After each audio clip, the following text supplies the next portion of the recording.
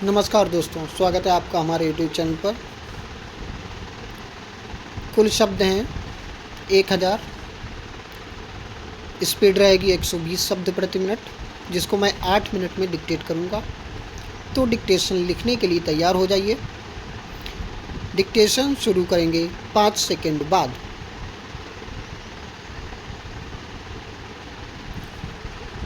Start. माननीय प्रधानमंत्री जी, अपने व्यस्त समय में कुछ समय हमारे लिए निकाला, इसके लिए हम आभारी हैं। और अब मैं उनसे अनुरोध करूंगा कि इस सम्मेलन में आए हमारे साथियों तथा अधिकारियों का मार्गदर्शन करें। गृह मंत्री जी के स्वागत के बाद प्रधानमंत्री श्री राजीव गांधी ने दृढ़ और विश्वास भरे शब्दों में सम्मेलन में उपस्थित अधिकारियों को संबोधित किया। संक्षेप में उन्होंने कहा कि भारत में बहुत सी भाषाएं बोली जाती हैं, लेकिन हिंदी को सबसे ज़्यादा लोग समझते हैं और बोलते हैं। इसलिए हिंदी को हमने राजभाषा बनाने के लिए चुना है। यही नहीं, हिंदी का एक अपना इतिहास है और हमारी यह कोशिश रहेगी कि देश में सब लोग हिंदी बोलने और समझने लगे। इस दिशा में काफ़ी काम भी हुआ है, लेकिन जैसा कि अभी गृह मंत्री जी ने कहा है कि जिस गति से और जिस तेज़ी से काम होना चाहिए था, शायद नहीं हो पाया है। कल हमारा एक दूसरा सम्मेलन हुआ था, उसमें भी कई मुद्दे उठाए गए थे। एक मुद्दा जो सामने उभर कर आया वह यह था कि आज भी सरकार का काम उचित भाषा में हिंदी में नहीं हो पा रहा है, जबकि जो आंकड़े पेश किए गए थे उसके हिसाब से किसी विभाग में 99%, किसी में 98% और किसी में 95% अधिकारी और कर्मचारी को हिंदी का कार्यसाधक ज्ञान था। हमें यह सोचना होगा कि ऐसा क्यों हो रहा है। यदि लोग हिंदी समझते हैं तो हिंदी में काम क्यों नहीं हो पाता? क्या हमारे आंकड़े ठीक हैं? क्या सचमुच 99% लोग हिंदी समझते हैं, या यह आंकड़े केवल प्रोत्साहन भत्ता लेने के लिए ही हैं?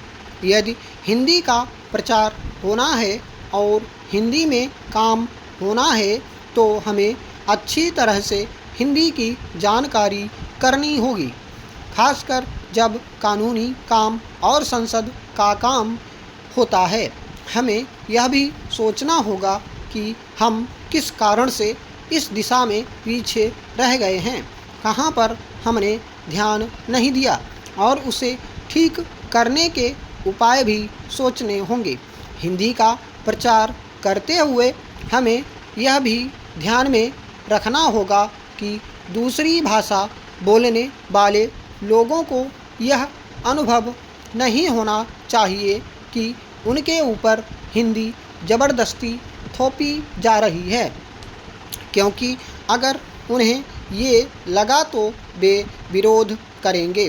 जो काम हम प्यार से और समझाकर कर सकते हैं, वह ज़बरदस्ती करने से नहीं हो पाएगा।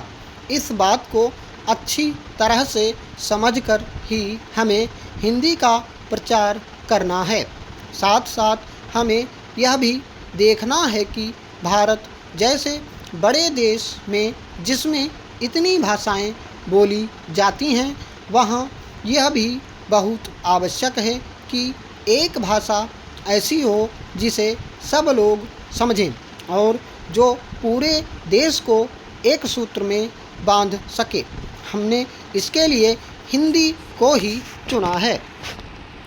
सभापति महोदय, मैं आपका आभारी हूँ कि आपने मुझे बोलने का अवसर दिया। मैं कृषि और सिंचाई मंत्री के अनुदानों की मांगों का समर्थन करने के लिए खड़ा हुआ हूँ। मैं कृषि मंत्री को बधाई देना चाहता हूँ कि आज पहली बार खेती की ओर कुछ ध्यान दिया गया है और गांव तथा खेती को प्रधान बनाने की बात कही गई है।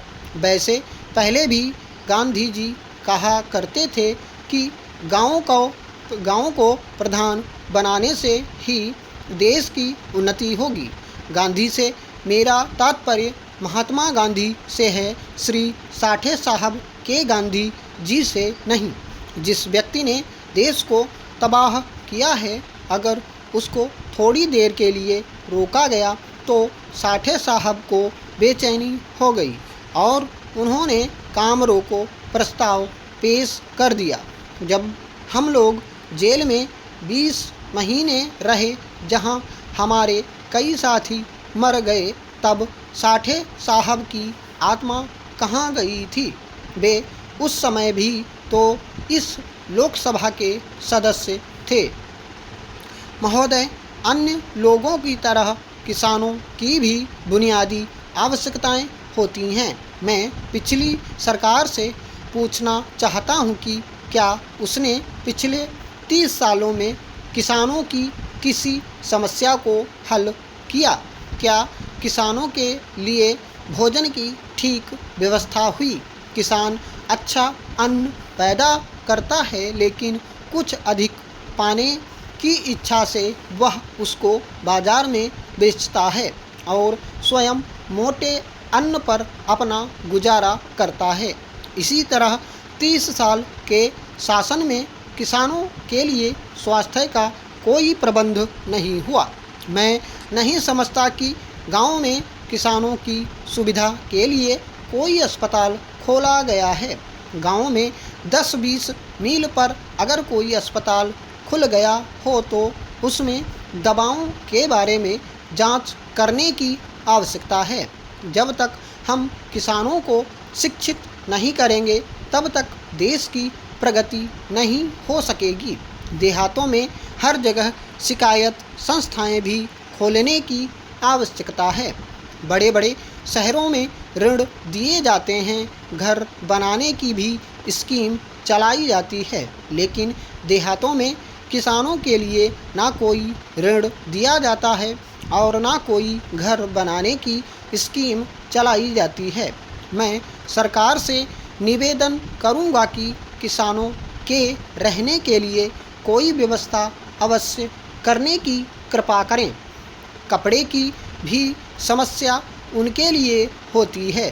किसान सारी रुई अपने खेतों में पैदा करता है, लेकिन उसको कपड़ा सही दाम पर देने के लिए कोई ठीक व्यवस्था नहीं है।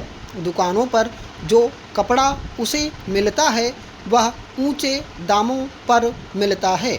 इसलिए कुछ ऐसी दुकानें खोली जाएं जिन पर जो लोग रुई पैदा करते हैं उनको उचित मूल्य पर कपड़ा दिया जाए। न्याय की व्यवस्था भी किसानों के लिए होनी चाहिए। पंचायतों को कुछ अधिकार दिए जाएं और उनको आदेश दिए जाएं कि लोगों को अच्छे से अच्छा न्याय दें। किसानों के लिए कोई सुरक्षा की व्यवस्था भी नहीं है। जो रक्षक हैं वे भक्षक बन जाते हैं। ऐसे कैसे देश बढ़ सकेगा? स्टॉप।